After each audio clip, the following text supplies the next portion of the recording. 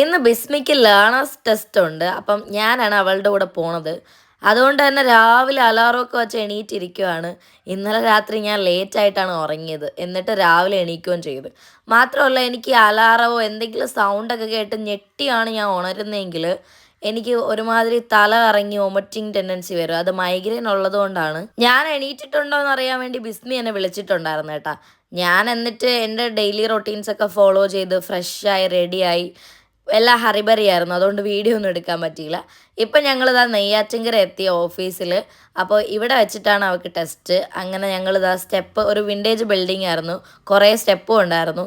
അതൊക്കെ കയറി മുകളിലെത്തി. ഇവിടെ ഇങ്ങനെ വെയിറ്റ് ചെയ്യുവാണ്. അപ്പോൾ ഞാൻ അവളോട് പറഞ്ഞു, എടി ഇച്ചിരി സമയമുണ്ടല്ലോ, നീ എന്തെങ്കിലും എടുത്ത് വെച്ച് നോക്കാൻ പറഞ്ഞു. കാരണം പണ്ടത്തെ പോലെ അല്ലാന്ന് എനിക്കറിയാം. അങ്ങനെ പിന്നെ ഇൻസ്പെക്ടറൊക്കെ വന്ന് അത് ഓപ്പൺ ചെയ്ത് കാൻഡിഡേറ്റ്സിനെയൊക്കെ വിളിച്ചു. അപ്പം ഞാനിങ്ങനെ പുറത്ത് വെയിറ്റ് ചെയ്യുമായിരുന്നു. കുറേ നേരം കഴിഞ്ഞിട്ടും ബിസ്മിയെ കണ്ടില്ല. എനിക്കാണെങ്കിൽ നല്ല ടെൻഷനായി. ഞാൻ അവൾക്ക് വാട്സപ്പിൽ മെസ്സേജ് ചെയ്തപ്പോൾ അവൾ പറഞ്ഞു അവൾ ഫെയിലായെന്ന്.